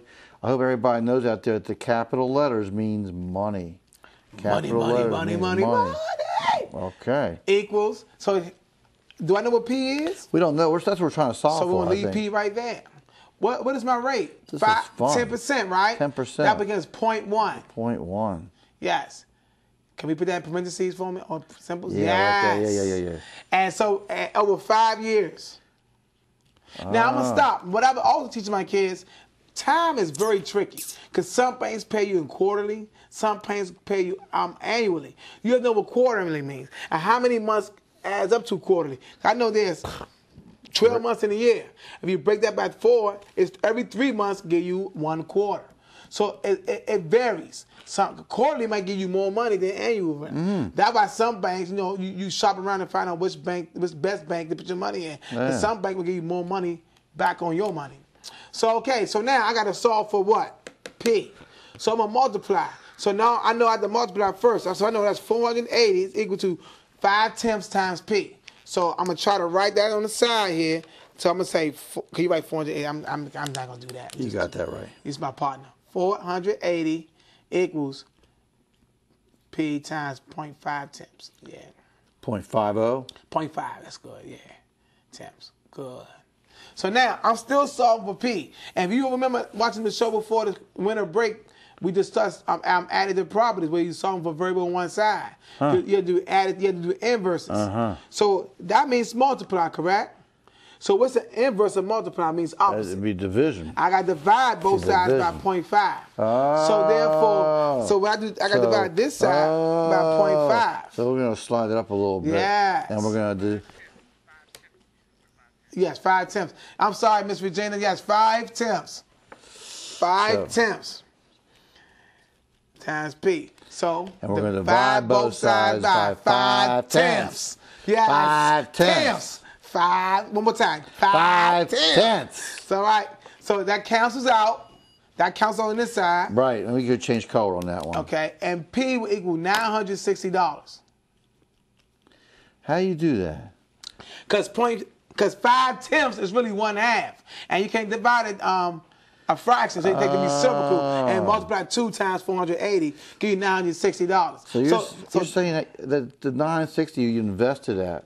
No, $960 is what you started off with. You started out with, right. But you earned $480 in interest. Oh, so my right now, gosh. in your bank account right now, you have $1,440. You're making money left and right. All during this show? You just made $480 during this show? It was Bill. I'm not Bill. Oh. Remember, Bill made the money. I was going to say, good luck seeing that in your paycheck. All right, so that's something I did to my kids today, and also talk about how money works for you and how you work for your money. Because sometimes some people have to work, they put the money in their bank accounts, and the money just builds and builds. Money works for you, and you work for your money. I love that. All right, I'm learning something. But it's time to take a break. Want to take us to the break? A break? Mm-hmm. Break. Time for a break. I love this guy, boy. I tell you. I'm telling you, it's time for a break. Stay tuned. You'll learn some more math ideas during our break, and come back to us after the break.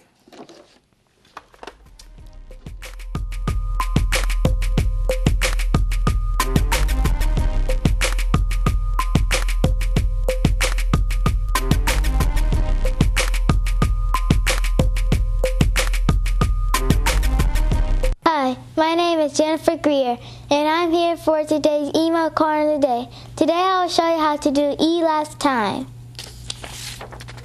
How can you calculate elapsed time? Here are two clocks. One shows when the party started at 10:10. The other shows when it ended, which is 12:45. First, count the hours. Start at 10:10, 11:10, 12:10. That's 2 hours. Next, count the minutes. 12 start at 12:10, 12:15, 12:20, 12:25, 12:30, 12:35, 12:40, 12:45. That's 35 minutes. Finally, put it all together. 2 hours and 35 minutes. Thanks for joining me for today's email corner today. There is a country in Europe, Iceland, which has been called the perfect eco-island because it is a place of clean air, fresh water, and natural beauty.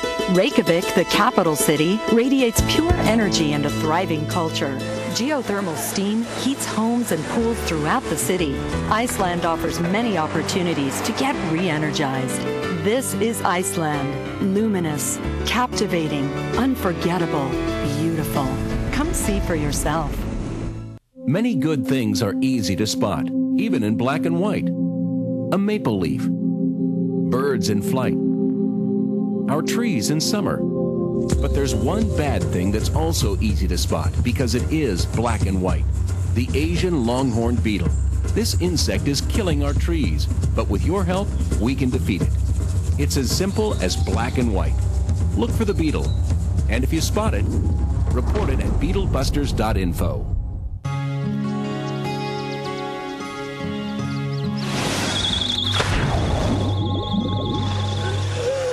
You can never know which pool safety step will save a life. Until it does. No matter how safe you feel, adding multiple safety steps can mean the difference between a close call and a call to 911. Simple steps save lives. To learn some new ones, visit poolsafely.gov.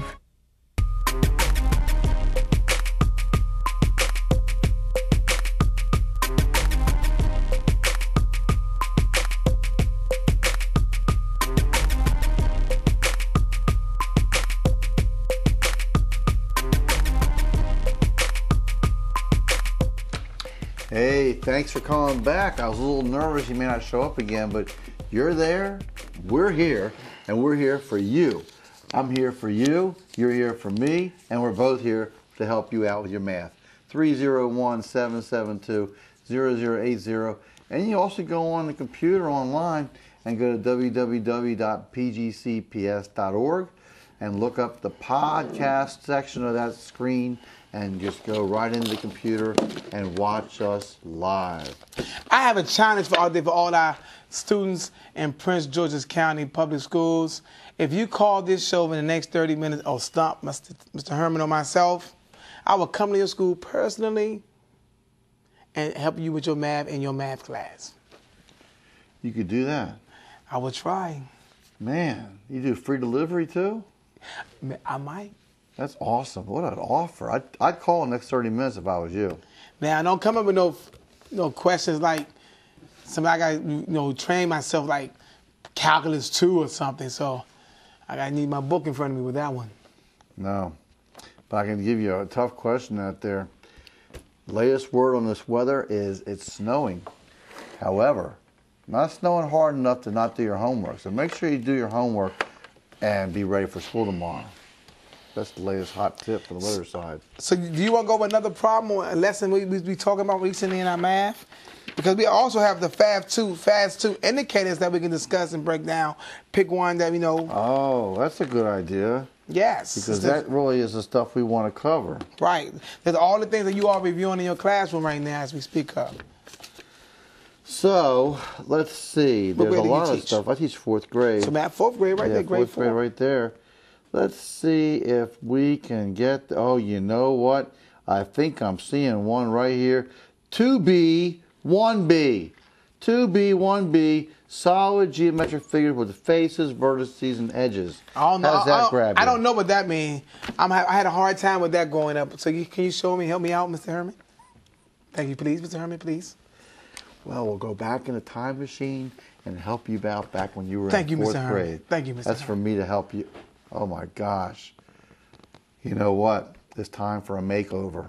But, while we're getting ready for that makeover time, it could be any time in the future, I'll deal with what I got right here. So just take it the way it is and, don't watch this during dinner. Please, save yourself for later.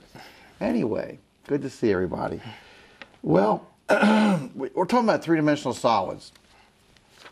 Is the camera guy laughing back there? I can't really tell. I believe so. He's laughing at us. He's cool. I like this guy. Yeah. Anyway, and I like this guy. I like you all, everybody out there. We're talking about three-dimensional. Three-dimensional. I love writing that word out because three-dimensional is all around us right now.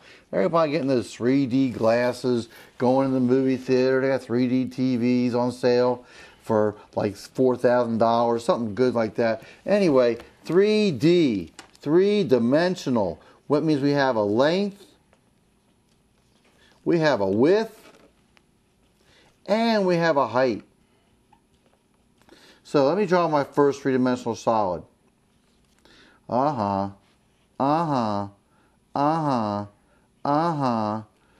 boop, boop, boop.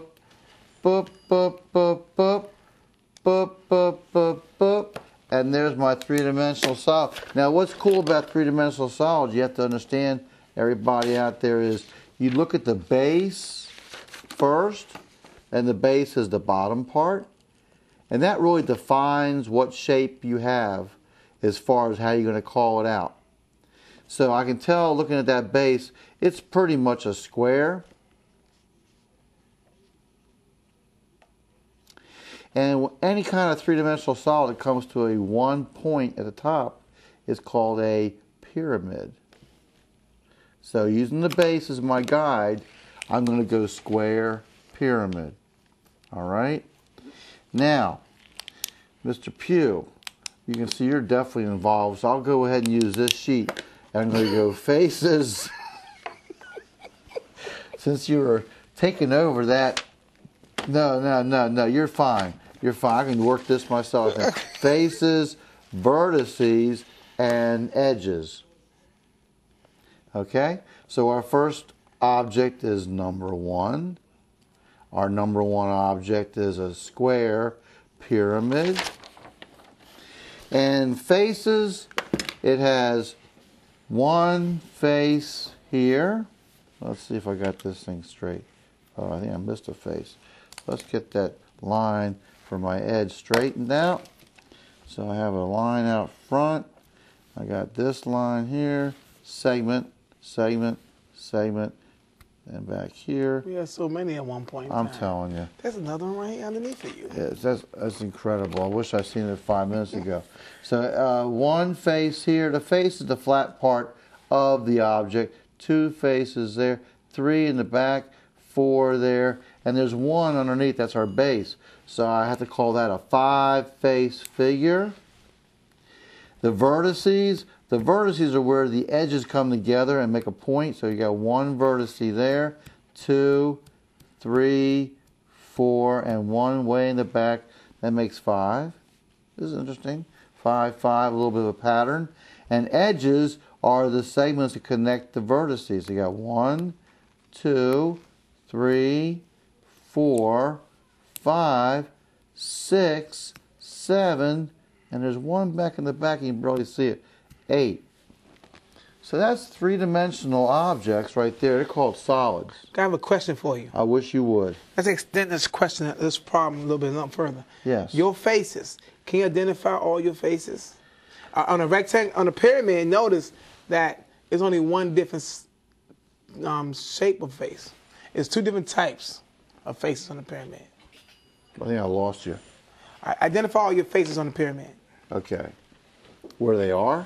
And what are they? Oh. The face is like this. Let's take this side. Okay, that's a mess. All right. Clean it off.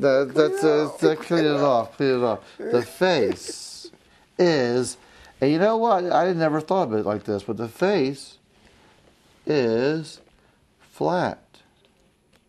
So it's the flat part of the pyramid, or whatever shape you have. It's the part that, you know what, if you don't mind passing that little box over there. Is that a box? It's right here? Yeah. That's terrible. Okay? Or some people on TV would say that's terrible. Okay? Yeah, that's good. I like that. Can you give me the whole big box? The whole thing. The whole thing Oh, right I here? love it. That'd be the face. Oh my gosh. Let's face the nation right here.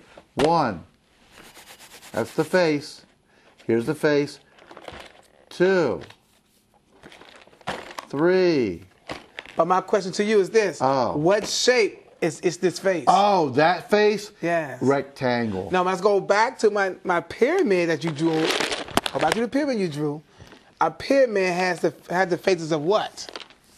Triangles. And a square on the bottom. And a square. So if you drawing a pyramid, it has 2 different types of shapes. Triangles and 1 square. Now I understand. That's very important in a pyramid with the face of a pyramid. It has 4 triangles. No, the what? 1, 2, 3. It's 4? It's 4 triangles and 1 pyramid. One square.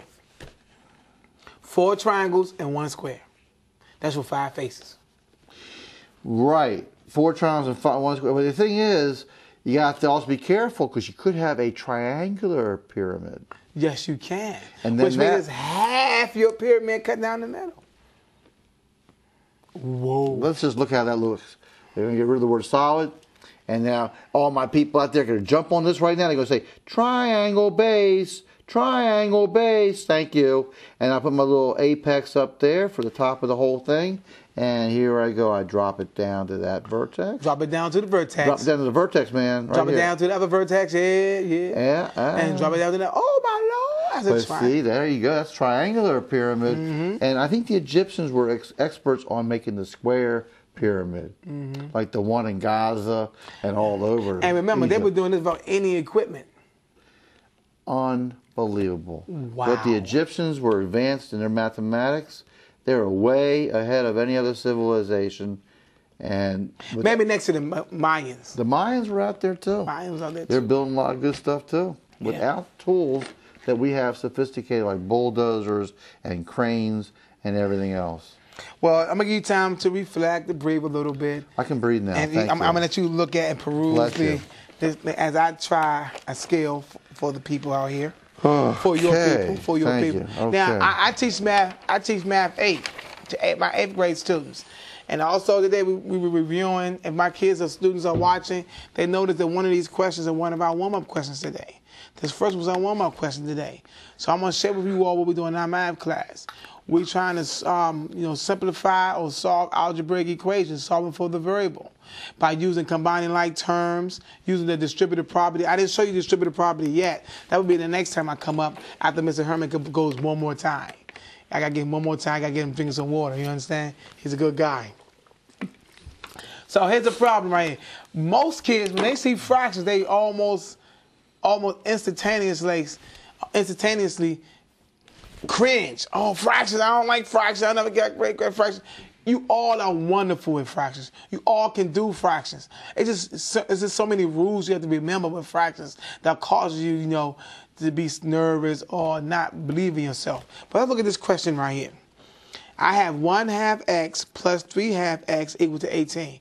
Once again, this is an algebraic equation because I have a variable inside with with equal sign. Algebraic equation. So therefore, I have two fractions. But guess what I noticed? They have the same what? Yes, you're right. They have the same denominator. Who you talking to? I'm talking to people, my friends out there in TV land, talking to the TV. You heard them say something back there? I hear everything. Beautiful. So therefore, I can add my fractions, right? They're like, and also they are called like terms. They have the same base. So I can just add. What's 3 plus 1? That becomes 4/2 x is equal to 18. Now I showed my kids two things today. About 4 or 5 weeks ago, 3 or 4 weeks ago, we talked about fractional coefficients. So we want to get rid of this fractional coefficient, which means this is being multiplied by a fraction with a number. So we use the reciprocal of that fraction, 2/4. What I do with one side, I do the other. So I multiply this side by 2/4. They cross cancel. It leaves x by itself. I cross cancel 18 and 4, we have a common term, which is 2. 2 going to 4 2 times. 2 going to 18 9 times. So I'm going to carry this over here. X is equal to 18 over what? 2. And what's 18 over 2? 9. 9. Now that's a long way.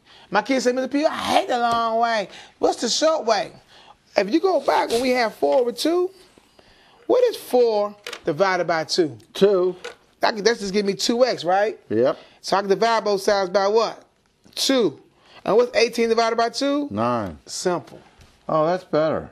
So if you're scared of fractions, break it down. Especially if it's an improper fraction, because that's really telling a fraction. Remember, it's a ratio, but it's also a division problem. 4 divided by 2. That was one way by combining like terms. Here's a second way.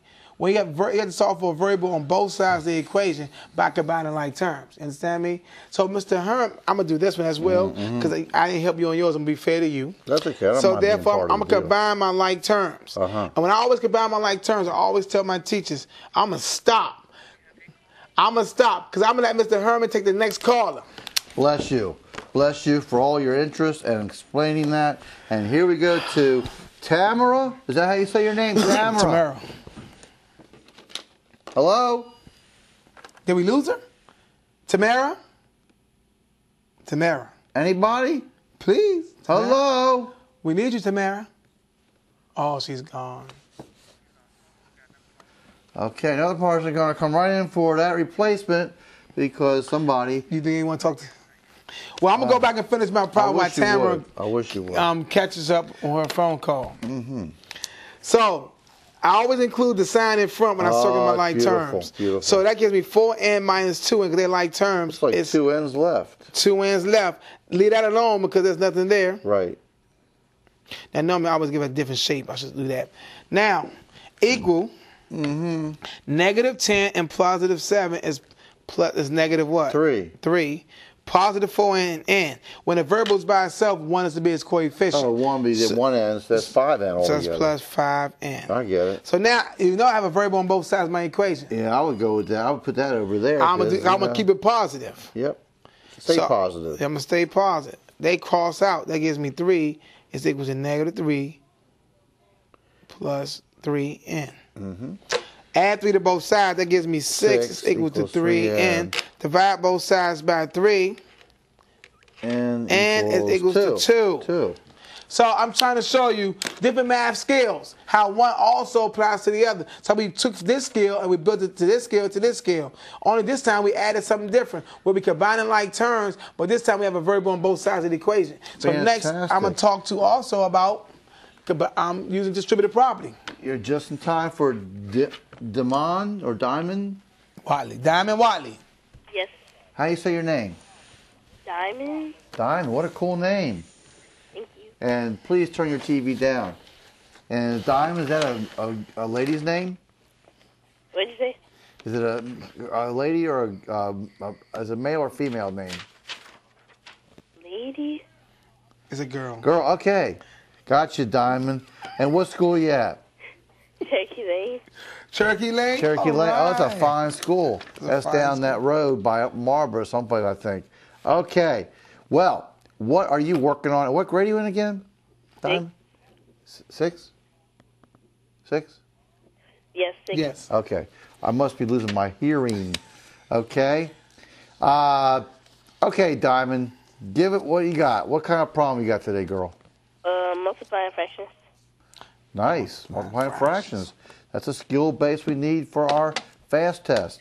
Okay, Diamond, what kind of problem is it? What is it? 1/3 times 1.5.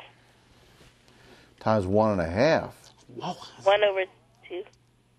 That's it right there. It's like right? this? What did you say?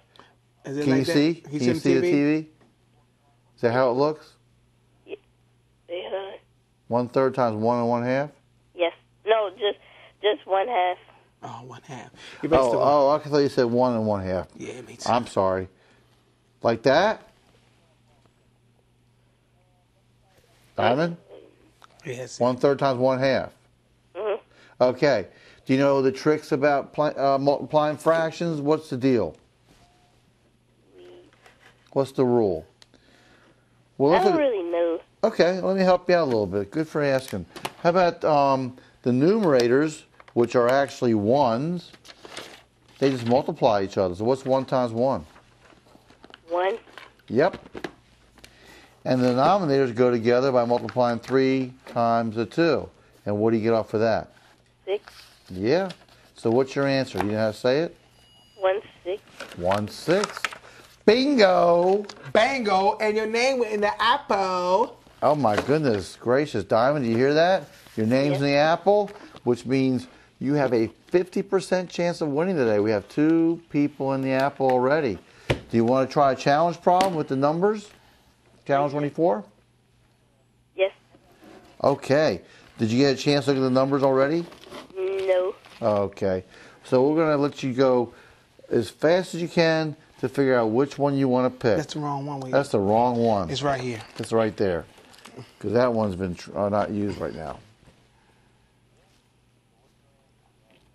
Got A with 8152, B 6358, C 3382, and D 2852. And you got to take all 4 numbers and do multiplication, division, addition, subtraction, anything you can do to get 24. Okay. I think I'm gonna do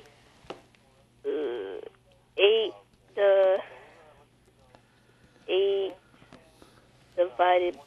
Wait. Which letter are you going to pick first, Diamond? Oh, A. A? Very good. All right, here we go. I wish you all the best. I hope you come through on this one. You'll get your name in again. 8152. Okay, so 8 divided by 2, which will give you 4. Okay, so the 8 and the 2 have been used. Okay, then you're gonna times it by 5 plus 1. Whoa. Let's do one thing at a time. I think you got something here, but You got something there. go ahead and give it to us straight up. Uh-oh. What are you going to do next step first? Gonna multiply. No, you said it already. You said 5 plus Yes, go ahead. 5 plus 1. Yeah. Is? And then I get 24. What was 5 plus Well, 1? I multiply and then I get... What's 5 plus 1? What'd you say? What's 5 plus the 1? Oh, 6. And now, what'd you say? Multiply? 4 times 6, and then I get 24. Ding-a-ling-a-ling-a-ling.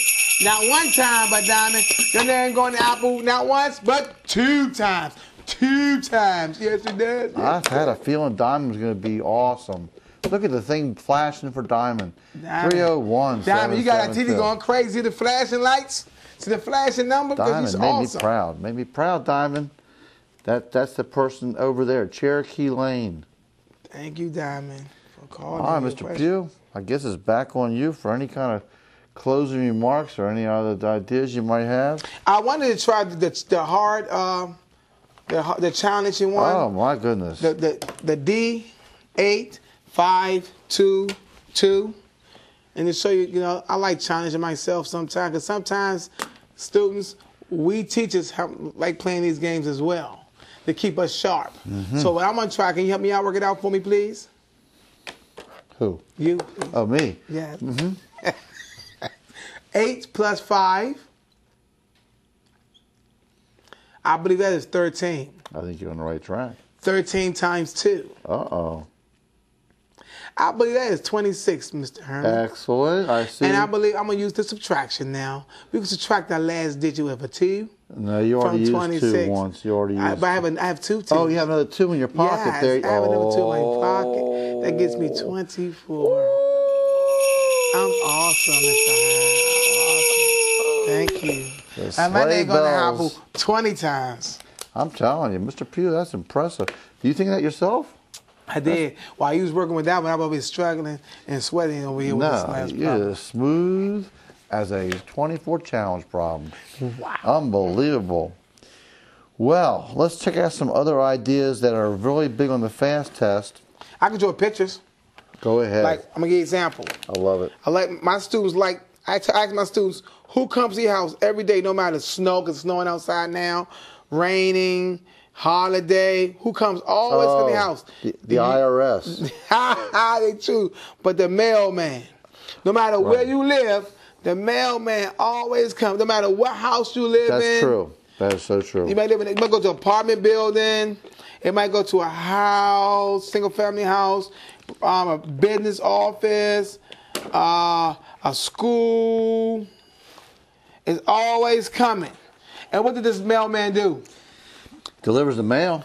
It delivers mail. It goes to each place and delivers mail. Like distributes. It distributes mail. Oh my goodness. It distributes mail. That's right. We were born together. I'm telling you. Maybe 20 years apart, but we were born together. So when I'm teaching my students to distribute a property, and so I say, hey, if I have 4 times the quantity of 2x plus 3. My question is, how many houses do we have? We have 2 houses. Who is my mailman? The 4. The 4 must go to each what? House. And distribute. Right? So, but in distributing, it means to multiply. So what's 4 times 2? 8. That'd be 8x plus 12. I distributed my 4 into each house. You gave it equally to both. I get it. Right. But see, sometimes we all are human, aren't we? So you might see something like this one day, 6x minus 24. And sometimes when a mailman comes to your house, he might give you the wrong what? Mail. So you might take some mail what? Out. Right? So I got to take some mail out. There you go. That's the same in both of these terms, right? But what? Oh, okay. You got to factor out. I got to factor out. Oh, my gosh. I got to undistribute, don't I? So I got to take something out from each of these terms. You're covered now. So I got to take out something that's, I'm going to say 6 and go in both of these terms, right? Absolutely. So if I take out the 6, what times 6 give me 6x? Just x. What times 6 give me 24? 4. Oh, okay. You know what? Great explanation as always. Let's draw for our drawing. I think some of our people have more chance than the other ones to win because they really did a good job. We have a minute. I'll let you draw in. You want to draw in, Mr. Pugh? Because you're so good at this stuff. Melissa from Stephen Decatur! Congratulations, you are best man today. And you know what's great about all the math out there? You can always just count on us. Remember, every Monday and Wednesday, we back here from 5 to 6.